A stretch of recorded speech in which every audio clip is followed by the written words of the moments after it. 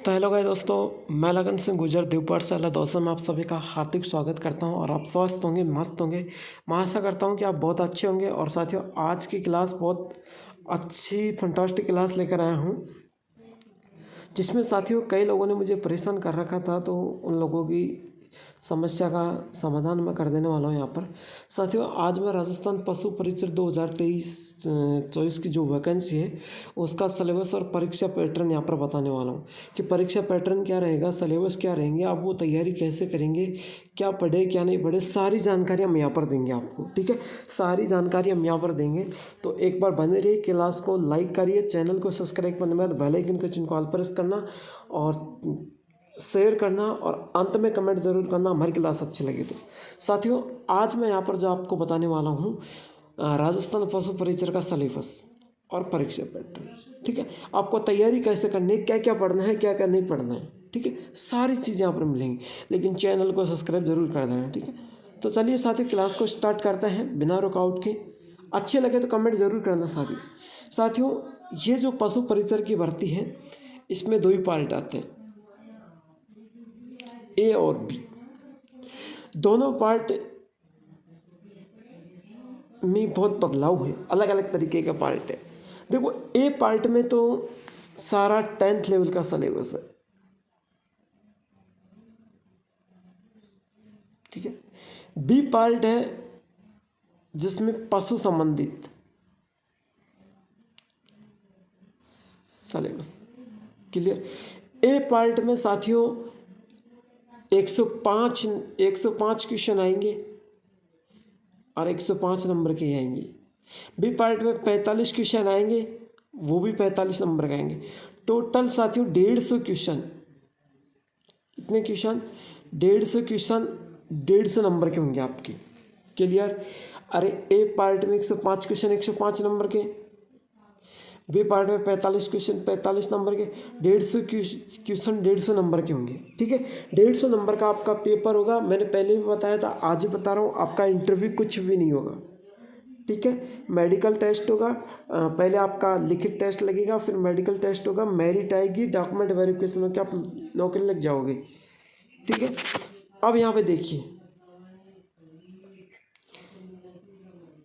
परीक्षा में सभी भौतिक प्रश्न यानी वस्तुनिष्ठ प्रकार के होंगे, जानते हैं ना। 4 ऑप्शनल। परीक्षा में कुल 150 प्रश्न होंगे। परीक्षा में प्रत्येक प्रश्न 1 अंक का होगा। प्रत्येक प्रश्न साथियों मैं बात करूं तो प्रत्येक जो भी प्रश्न है परीक्षा का, वो साथियों 1 ही नंबर का होगा।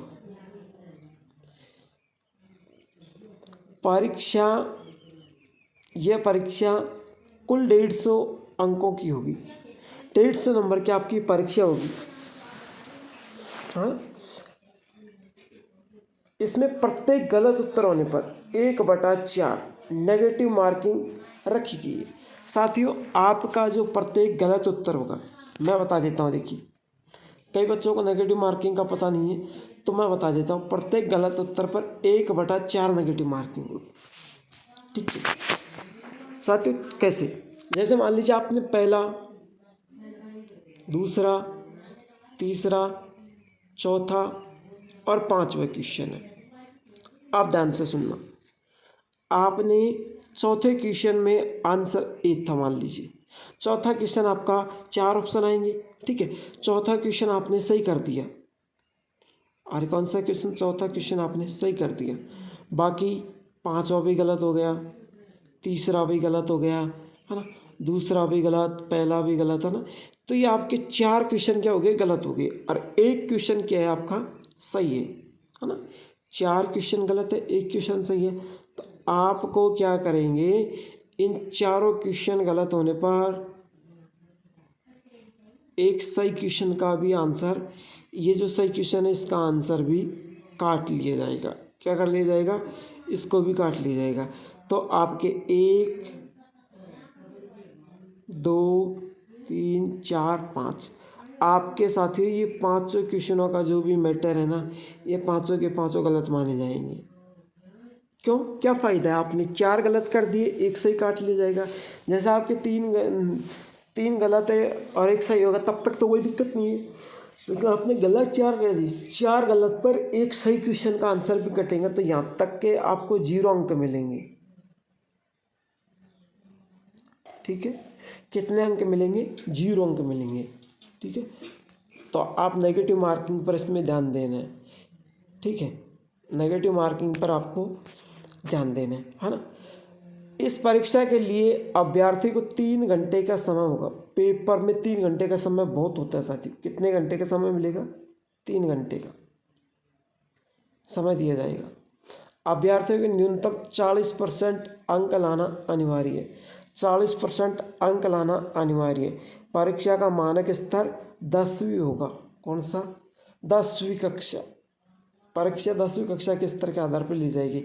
यहाँ पर मैं साथियों बता दूं, आपका 75%, 70% सिलेबस यहाँ है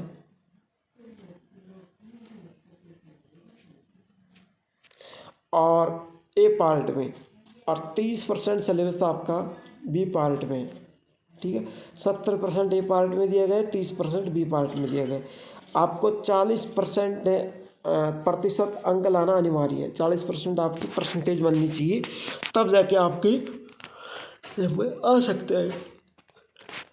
ठीक है, आप देखिए सिलेबस क्या क्या रहेगा। देखिए सिलेबस, पशु परिचर का जो सिलेबस है साथियों, वो दैनिक साइंस आएगी, गणित आएगी, सामाजिक अध्ययन, भूगोल और करंट भी आएगी और राजस्थान कला सांस्कृतिक भी आएगी। तो ये सिलेबस है आपका जो 10th लेवल का है। कौन से लेवल का? 10th लेवल का। जैसे आपने मैथ में पढ़ा होगा गुणनखंड, चक्रवृद्धि ब्याज वगैरह, ये साइंस में दैनिक साइंस आएगी, जैसे कंकाल तंत्र वगैरह, ये जो 10वीं की साइंस होती है वो आएगी। राजस्थान का भूगोल में भौगोलिक क्षेत्रफल, आकृति, राजस्थान की आकृति कैसी है, राजस्थान की जलवायु, राजस्थान की मिट्टी, नदी, तालाब, झील, उद्योग, खनन, है ना, फसल के बारे में, कला सांस्कृतिक के बारे में यह आएगा, लोक देवता, लोक देवियाँ, है ना। इतिहास में यह आएगा 1857 की क्रांति वगैरह, लेकिन इतिहास से कम आएगा। भूगोल और कला संस्कृति से और करंट अफेयर पर ज़्यादा ध्यान देना है। ठीक है, अब करंट पिछली करंट भी पूछ सकते हैं, 2023 में क्या क्या हुआ था, तो आपको करंट पर ज़्यादा ध्यान देना। अब भी पार्ट की बात करेंगे, फिर आपको फोकस करेंगे तैयारी पर, कैसे आपको तैयारी करनी है। देखिए बी पार्ट की बात करूँ साथियों, मैं पशुओं से संबंधित पहला जो टॉपिक आया है यहाँ पर पॉइंट है। ठीक है, पशुओं से संबंधित निम्न बिंदुओं का सामान्य ज्ञान, जैसे पशुओं की प्रमुख देसी नस्लें, कृत्रिम गर्भाधान, व्यायकरण, संकरण, प्रजनन, दुग्ध दोहन, दुग्ध श्रवण काल, स्वच्छ दूध उत्पादन, दुग्ध दोहन, दुग्ध श्रवण काल, स्वच्छ दूध उत्पादन। ठीक है, तो ये टॉपिक 2 बार छप गए हैं। तो आपका पहला तो पार्ट ही आएगा पशुपालन से संबंधित निम्न बिंदुओं का सामान्य ज्ञान, जिसमें प्रदेश में पशुओं की प्रमुख देसी नस्लें, यानी पशुओं के बारे में आपको ज्ञान होना चाहिए कि ये पशु कौन सा है, किस नस्ल का है। जैसे गाय की होती है सफ़ेद गाय, लाल गाय, है ना, और ऑनेस्टर, ये होता है। तो इन तरीके के भैंस, जैसे खुंडी, देसी मुर्रा, तो इन तरीके से आपको पशुओं का ज्ञान होना चाहिए। ठीक है, कि ये पशु की नस्ल कौन सी है। कृत्रिम गर्भधारण, बनियाकरण, संकरण, प्रजनन, यानी कि पशुओं के जो गर्भधारण होते हैं उनका भी आपको जानकारी होना चाहिए। दुग्ध दोहन, दुग्ध श्रवण काल, स्वच्छ दूध उत्पादन, आपको दूध की भी जानकारी होनी चाहिए कि कौन सा दूध स्वच्छ है, कौन से दूध में कीटाणु है। ठीक है, तो ये जानकारी भी आपको होनी चाहिए। क्लियर। आप देखिए स्वस्थ एवं बीमार पशुओं की पहचान, पशुओं के अंत में बाहर जीव परजीवियों की सुरक्षा, टीकाकरण, प्रजनन, यानी आपको पशुओं की स्वास्थ्य की भी पहचान होनी चाहिए। ये पॉइंट है, आपको किताब में पढ़ लेना। ठीक है, बाज़ार में बुक मिलेगी वो मैं बता दूंगा।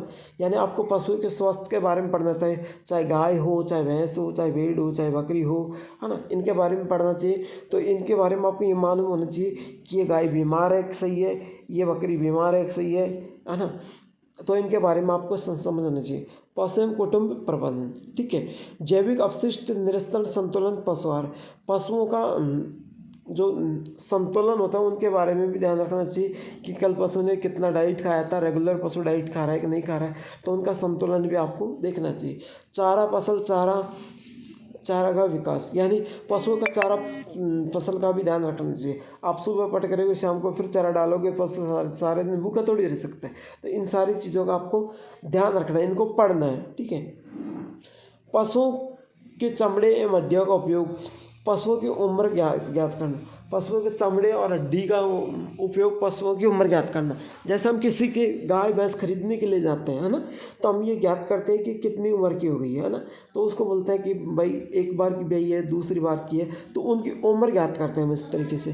भेड़ बकरियों का स्वास्थ्य कैलेंडर ज्ञात करना, भेड़ बकरियों का स्वास्थ्य कैलेंडर, भेड़ की समय समय पर ऊन उतरवाना, है ना, ऊन कतरन, है ना, तो ऊन कतरन बाहर ढोने वाले पशु, यानी ऐसे कौन से पशु जिनके ऊन भी कतरते हैं, और ज़्यादातर पशु जैसे गधे घोड़े होते हैं इन पर बोझा ढोने में जाते हैं, ठीक है।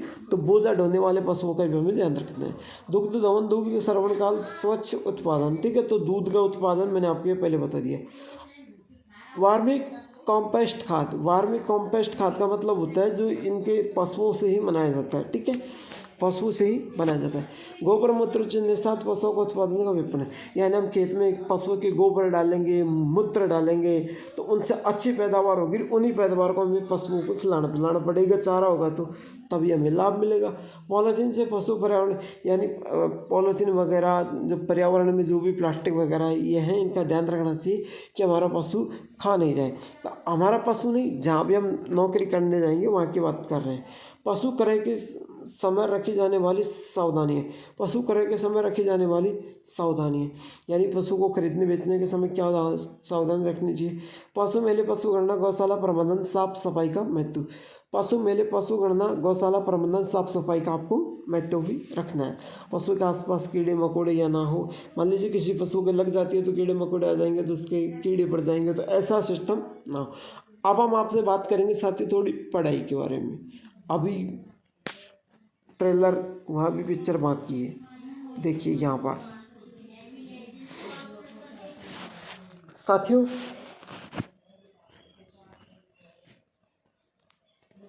बात करूँगा मैं आपसे, देखिए दैनिक साइंस, साथ से आपको एक घंटा रोज पढ़ना है। साइंस को, गणित को, सामाजिक, भूगोल, कला, सांस्कृतिक 6 आपको रेगुलर 6 घंटे के सब्जेक्ट पढ़ना है। और इसके बाद पशुओं के बारे में जानकारी वाला वो सब्जेक्ट मैंने आपको बताया वो भी आपको पढ़ना है। तो आपको 6-7 घंटे रेगुलर स्टडी करनी है, तब जाके आपका सिलेक्शन होगा, वरना कोई भी फ़ायदा नहीं है घर वाले के पैसे बर्बाद करने से, ठीक है। तो रेगुलर 7 घंटे स्टडी करोगे तब तक कि आप आगे बढ़ सकते हो, वरना आप पीछे रह जाओगे। तो अगली क्लास लेकर आए, तब तक के लिए जय हिंद, जय भारत। फिर मिलेंगे कल एक ऐसी क्लास के साथ।